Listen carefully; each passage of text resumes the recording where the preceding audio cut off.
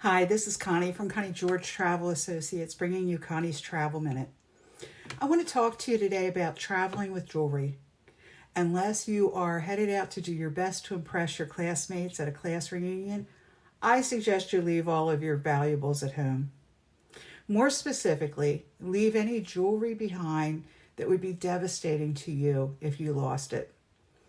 I've been mugged once in my life, and it was during a trip. And I was doing everything the right way. But the guy tried to grab my pocketbook with one hand and snatched a necklace from around my neck with the other hand. And it was terrifying. But my money and credit cards are never in my pocketbook, so he only would have gotten a purse full of tissues and makeup. But what he did get was a silver-plated unicorn necklace that had been a gift from a friend. It didn't have any specific financial value. I don't travel with valuable jewelry. In fact, when my husband was alive, I never traveled with my wedding ring or engagement ring either.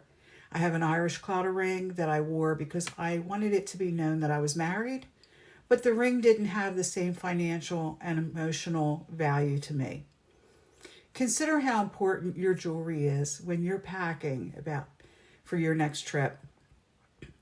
And if you're ready to book your next cruise or tour, contact me at Connie@cgta.com at Connie George Travel Associates and mention that you saw Connie's Travel Minute. Take care.